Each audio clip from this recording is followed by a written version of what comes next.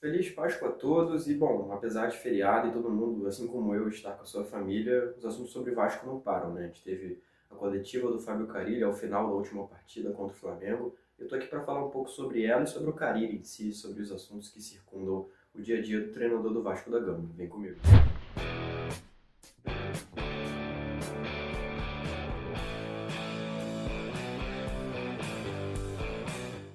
Fala galera, beleza? Eu sou o Eduardo, dono da Analisa Vasco. Eu estou aqui tecnicamente para um giro da rodada, mas que não chega a ser um giro da rodada porque não tem notícias para a gente trazer aqui. Talvez, claro, atualizar um pouco sobre os assuntos do Vasco nesse domingo. A gente tem aí o nosso time feminino entrando em campo às 3 da tarde. No momento em que eu gravo esse vídeo, a partida ocorre. Inclusive a equipe vence por 1-0.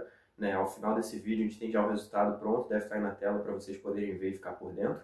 Além disso, a gente tem a confirmação do nosso time de basquete nos playoffs do NBB, ou seja, a pós-temporada, o equivalente ali ao mata-mata, portanto, uma notícia muito positiva para o Vasco em outras modalidades. No futebol masculino, a gente teve esse empate em 0-0 com o Flamengo no Maracanã nesse último sábado, empate onde o Vasco foi amplamente elogiado pela postura, seja pela mídia especializada, seja por torcedores, mas, como a gente bem trouxe num texto que eu escrevi, inclusive, para o site da Analisa Vasco, os problemas continuam. Não que a gente diga isso na intenção de ficar plantando crise, etc., mas para manter o realismo, porque apesar do empate ser muito positivo, eu ainda acho que há um exagero nesse positivismo, afinal a gente segue há mais de 30 jogos sem vencer o Flamengo no Brasileiro, mas, claro, isso aí eleva um pouco o moral da equipe, mas não pode servir para esquecer certos temas. Ainda assim, mesmo com essa linha de pensamento, eu vim aqui elogiar mais uma vez a coletiva do Fábio Carille. Eu havia feito na última live stream, né, que foi depois da derrota contra o Ceará, onde eu e o Gabriel a gente falou bastante sobre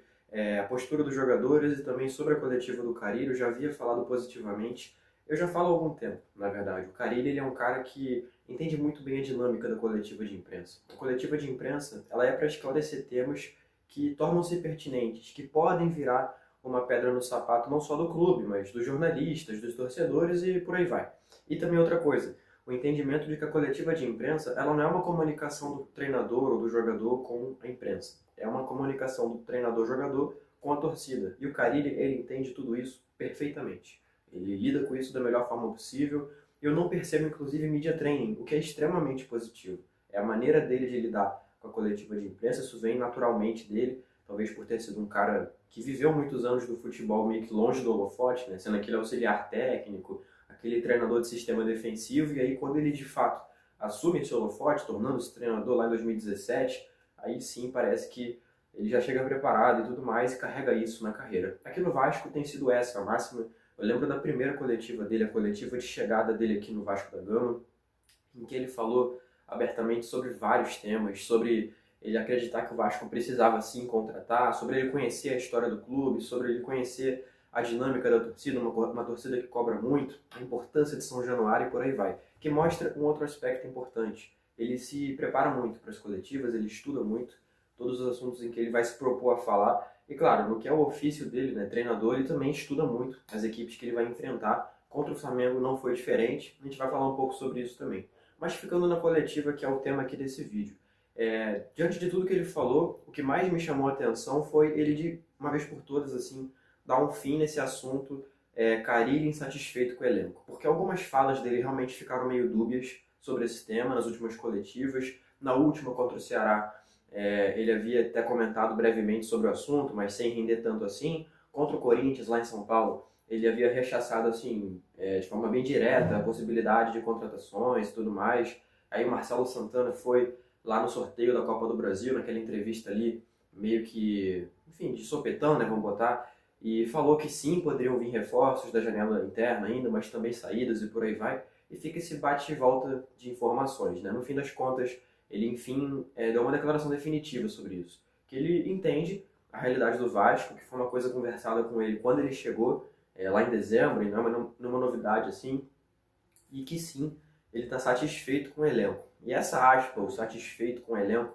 que é o ponto importante da coisa, porque ele blinda o elenco, né? Ele está mostrando apoio para o elenco, e eu acho que a postura do técnico tem que ser essa. Ele pode ter a insatisfação dele com o elenco, ele pode falar isso com o presidente, por aí vai, mas a público ele tem que defender o elenco. A não ser que haja alguma coisa muito fora de série, uma coisa muito fora da curva, não sei, algum jogador ali que esteja evidentemente fazendo um corpo mole, que esteja vindo a público, sei lá, tumultuar a equipe, mas fora isso, ele tem que defender o elenco, ele tem que estar ali pelo elenco. O papel da coletiva, além de qualquer outra coisa, é reafirmar para uma parte da torcida que precisa dessa reafirmação que está tudo bem. O treinador precisa passar segurança, ele precisa passar tranquilidade para o torcedor ficar bem. Então, mais uma vez, ele entende muito bem essa dinâmica, essa resposta dele. Ela é bem definitiva quanto a isso, eu acho que de fato acaba com qualquer burburinho. Mas não só esse que já existia, mas ele acaba com burburinhos que poderiam existir, como por exemplo, uma possível rixa dele com o João Vitor. Afinal, não é segredo para ninguém que o João Vitor ele está vivendo um momento de oscilação, ele vem de partidas bem ruins recentemente, e claro, a gente sabe da qualidade dele, mas a gente cobra aquele desempenho, fato. Então, o Carille falou que houve uma conversa com o João Vitor, no intuito de, enfim, ele zagueirar mais, né, digamos, ele caprichar menos e fazer mais a função dele, né, ser mais eficiente, enfim, até mesmo cometer menos erros, porque isso de fato custa resultados, né. Quer dizer, contra o Corinthians ele faz um gol contra, né, aí contra o Sport também não vai muito bem, contra o Ceará comete uma falha grotesca no gol do Pedro Raul. Então, é isso, ele foi bem sincero quanto a isso, mas ao mesmo tempo ele mostra confiança no jogador, né? Nessa mesma resposta ele fala que o João Vitor é um cara que trabalha muito, que se dedica e por aí vai. Então, de novo, ele tira de letra, né, tudo isso. Ele também, claro, esclarece a situação do Nuno Moreira, que é importante que haja esse esclarecimento, porque fica essa dúvida, essa preocupação, né? Ele fala que o Nuno passa ainda por um processo de adaptação e tudo mais, mas que, assim, não tem nenhuma lesão séria, né? Afinal, ele saiu meio que mancando, né, do clássico, mas está tudo em paz com ele, graças a Deus. E ele também fala sobre o Lucas Zucarello, né? E essa resposta do Zucarello, eu acho que foi uma das poucas nessa coletiva que não foi convincente. Foi uma coletiva de meia hora, tá? Então tem muito assunto, que a gente poderia ficar horas aqui falando, eu tô focando nos principais. E essa resposta do Zucarello, ela não me convenceu muito, porque ele não fala nada conclusivo. Ele fala, não, já falei com vocês aqui, que eu tenho a intenção de usar a base e tal, e o Zucarello, aí começa a ter seus elogios pro Zucarello e tal, bacana, mas não me convence de que ele de fato confia no Zucarello. A resposta dele pra mim, ela não dá essa certeza, sabe? O Zucarello, ele tem talento, acho que todo mundo sabe, ele tem se destacado na base há muitos anos, ele é uma joia do Vasco da Gama, sub-20, ele é o cara do time, provavelmente, talvez uma disputa sadia com o GB, com o Andrei Fernandes, enfim, mas ele na teoria é o cara do time. Então nem é um segredo que ele é talentoso. E ele vinha sendo deixado de fora pelo Carille em algumas partidas recentes, inclusive contra o Ceará ele nem viaja, né, com o elenco, por aí vai. Mas ele fala que observa coisas positivas, até lembrou, como a gente falava até recentemente aqui, dele ter sido titular contra o Flamengo, no Carioca, né, o Zucarello. Então, é um jogador de muito talento, o cara ele mostra confiar nele, mas a postura dele, de fato, meio que não dá essa segurança nessa fala dele, sabe? Porque se ele confia no cara, por que ele fica tão fora da lista de relacionados assim, entendeu? Não é uma coisa que ele fala claramente. Eu consigo esboçar algumas explicações, como por exemplo, ele preferiu o Zucarello fazendo parte do calendário do time sub-20, tendo a minutagem, trabalhando, legal. Eu consigo entender, mas ele não diz isso. Ele só diz que confia no Zucarello e que está observando ele de forma positiva. E aí realmente não passa muita confiança. Mas é uma coisa que fica no ar, fica dúbia, pode ser que mais à frente ele esclareça melhor, né? Vamos botar assim. E também falou sobre política do Vasco, por incrível que pareça, sobre a gestão Pedrinho, né? Disse que uma gestão que está trabalhando muito para conseguir botar o Vasco nos trilhos, que pode ser, inclusive, que não veja títulos nesses próximos anos de gestão, mas que é uma gestão que está corrigindo o Vasco e que vai ser importante para que daqui a alguns anos o Vasco volte a ser o que era antes. Então, eu não vou mentir, assim, é uma fala que não é inesperada, mas no contexto da pergunta que foi feita, mostra muita genuinidade, sabe? Tipo assim, não parece que ele falou isso pra, não sei, agradar o presidente. Até porque não precisa, sabe? É notório que o Pedrinho prestigia o trabalho do Carille, tanto é que não permite muitos burburinhos sobre, né? Mas, enfim, pareceu realmente que ele acredita nisso, que a gestão está sendo positiva para o clube. Vindo de alguém que está de dentro para fora é importante, tem seu peso, né? Então é importante destacar isso também. E ele avaliou essa partida como, claro, positiva, né? Enfim, empatar com um time como o Flamengo, mas não encheu a cabeça dele, assim, é um empate com gosto de empate, né? O querido Wellington Campos aí, que é lendário, um grande repórter, né? Fez uma pergunta assim, um empate com gosto de vitória, um empate com gosto de derrota, ele falou, empate com gosto de empate. E a verdade é essa, né? Eu falei recentemente num podcast, porque perguntaram pra mim assim, se o Carille for goleado no Clássico, ele vai ser demitido? Eu falei, provavelmente sim. Mas se ele perder uma derrota simples, provavelmente não. Eu justifiquei falando o seguinte, ele tem feito os resultados que tem que fazer.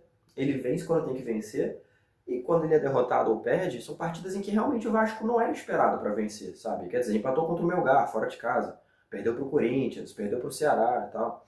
Não estou justificando, eu sou o maior crítico, inclusive nessa live mesmo eu critiquei bastante o trabalho dele e continuo criticando, mas, assim, ele realmente tem feito os resultados que tem que fazer, sabe? Então, ele vê o empate como um empate, com gosto de empate, é muito Carille. É a cara dele isso, sabe? Não tem muito o que falar, assim, é só destacar porque mostra coerência nesse aspecto, tá? E aí o restante das perguntas, assim, sobre, cara, contextos específicos do jogo, sabe? Sobre o Adson, sobre muita coisa, assim, que eu acho que nem vale, assim. Sinceramente, as perguntas, no geral, assim, não foram nada produtivas. Foi meia hora de coletiva e poderiam ter perguntado sobre tantas coisas pro Carille, sabe? Poderiam ter perguntado sobre o Maurício Lemos, sobre como é que ele enxerga essa, entre aspas, briga, né, pela titularidade. Afinal, o Lucas Freitas assume essa titularidade agora, na ausência do Lemos. Se quando o Lemos voltar, ele ter essa vaga cativa, ou se ele vai ter que voltar atrás, correr atrás dessa vaga, por aí vai, né, enfim. E tem várias outras coisas que poderiam ser perguntadas, mas no geral, coletiva que esclarece essas polêmicas mais recentes e que trazem um pouco mais de tranquilidade, né? Afinal de contas, quando o treinador do time ele fala certas coisas, isso tem um peso muito importante e facilita para que o torcedor e também quem cobre o clube fique mais tranquilo para esse momento do Vasco. Bom, eu fico por aqui. Obrigado a você que viu esse vídeo até o final, te agradeço imensamente e te convido a conhecer as nossas redes sociais, todas sobre o @analisacrvg. Estão aqui embaixo para você clicar e conhecer. E, claro, eu também te convido a se inscrever, deixar o like nesse vídeo. Tudo isso ajuda não somente a mim, que estou aqui, claro, produzindo esse vídeo, mas também a você dar para o algoritmo do YouTube o recado de que você gostou desse vídeo e que você quer ver mais conteúdos como esse aqui, não somente na Analisa Vasco, mas de outros canais que falem sobre o futebol com muita qualidade. Beleza? Tamo junto, valeu e até a próxima.